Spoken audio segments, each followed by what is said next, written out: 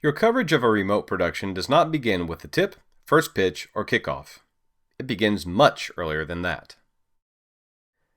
Why are pre-production meetings important?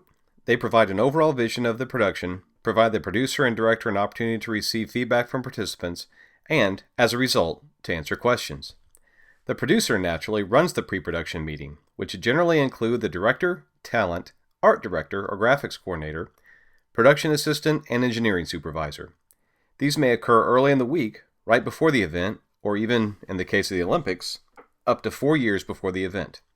For example, for our sports broadcasting classes, we'll have an initial meeting during class the first of the week to make sure everyone understands positions.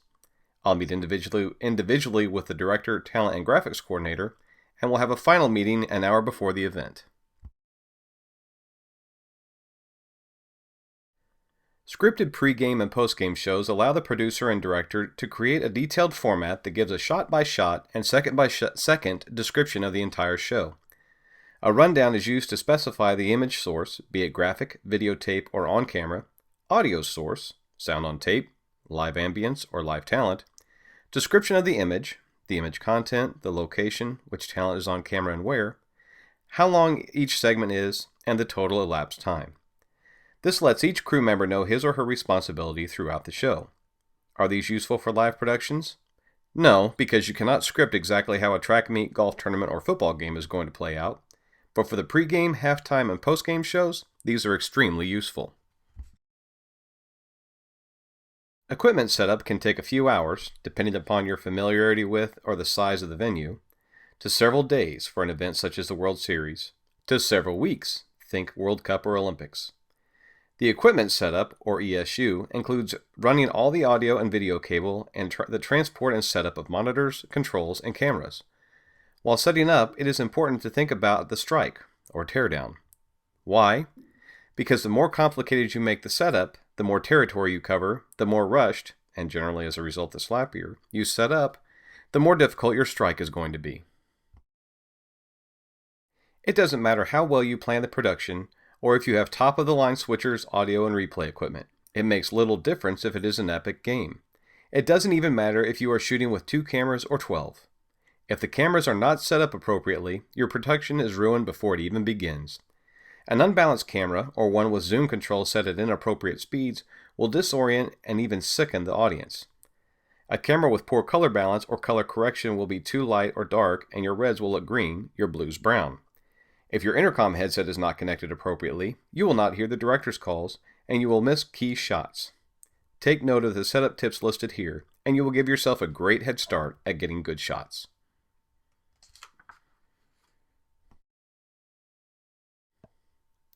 These are some important tips to keep in mind as you set up cabling, whether that be for audio or for video. Remember, in cabling, it is important, first of all, that it look neat. You want to look professional.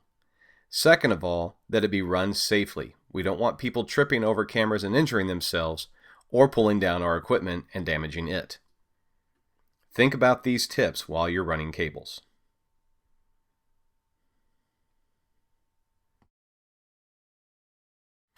Now let's talk a little bit about the different kinds of cables and the different kinds of connectors. First, we'll address audio. The XLR connector is a style of connector found on professional audio. The connectors are circular in design and have between 2 and 9 pins, the most common being 3 pins. They are most commonly associated with balanced audio. Unbalanced quarter-inch phone is a type of connector typically used for analog signals, including audio. Most unbalanced music instrument cables have 2 conductor wires. One wire carries the signal and is referred to as the hot line. The other is the ground wire that's connected to an insulated wrap and is also called the common ground, earth, or shield. In theory, the ground wire with its insulation shield isolates the hot lead conductor from external interference that can cause hum and other electronic noise. The balanced or quarter phone. This is a type of conductor typically used for analog signals including audio.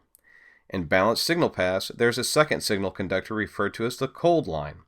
The hot and cold lines transmit identical signals that are 180 degrees out of phase with each other.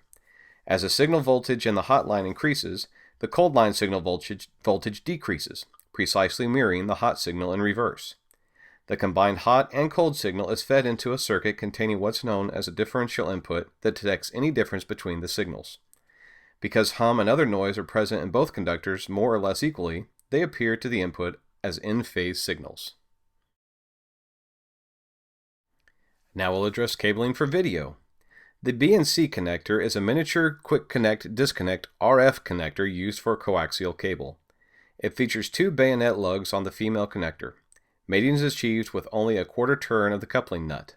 Types of video signals commonly achieved with BNC connectors are as follows. SDI, or Serial Digital Interface. These standards are used for transmission of uncompressed, unencrypted digital video signals within television facilities. Coaxial variants are most effective when used at less than 900 feet. Longer runs require what is called a reclocker to boost the signal. Fiber optic variants may be used for much longer runs, but are much more fragile. Composite or single video. These cables are perfect for composite video, which runs over a single RCA line to carry a complete video signal. Composite video is the most common type of video interface for sending or receiving an analog video signal to or from a television set. A composite video interface might connect a VHS tape player, DVD player, or game console to a television. Component, RGB, red, green, and blue. Component video is a video signal that has been split into two or more component channels. In popular use, it refers to a type of component analog video information that is transmitted or stored as three separate signals, whereas composite is combined in a single line level signal. A video graphics array connector, or VGA, is a 3-row 15-pin DE15 connector. The 15-pin VGA connector is found on many video cards, computer monitors, and some high-definition television sets including 1080p and higher. While the VGA transmission is high enough to support even higher resolution playback, there can be picture quality degradation depending upon cable quality and length. An RCA connector, sometimes called a phonoconnector, is a type of electrical connector commonly used to carry audio and video signals. RCA connectors may be used with composite cables shown here or component. These work with video and audio. Again addressing cabling for video and audio are the HDMI, High Definition Multimedia Interface. This is a compact audio-video interface for transferring uncompressed digital audio and video data from an HDMI-compliant device, which is the source, to a compatible digital audio device, computer monitor, video projector, and digital television. And finally, one kind of data connector to discuss is the Digital Visual Interface, or DVI. This is a video display interface. The DVI is used to connect a video source, such as a display controller, to a display device, such as a computer monitor. Developed to create an industry standard for transferring digital video content, the interface was designed to transmit uncompressed digital video. It can be configured to support DVI-D, digital only, DVI-A, analog only, or DVI-I, digital and analog signals. It is compatible with the VGA interface.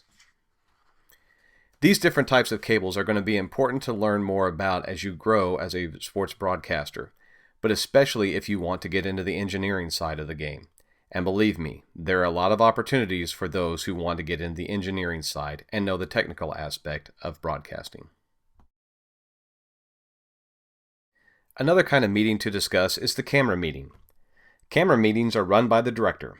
The director does just what the name says, directs everything. They are primarily attended by the camera operators, although camera assistants may also attend. The little guy in the right-hand picture on the slide is a camera assistant. He also happens to be my son. His job is to coil the cable behind the camera operator and to spot for the operator to make sure he or she does not get hit by a ball or player and to identify interesting shots. Announcers can be part of these, as can producers and production assistants.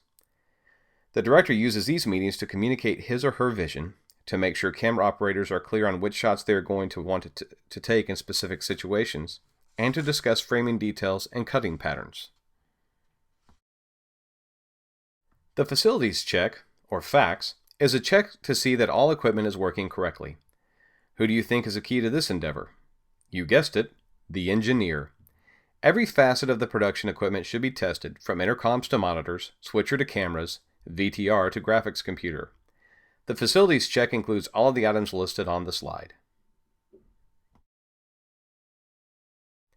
And finally, a word about scheduling and rehearsals.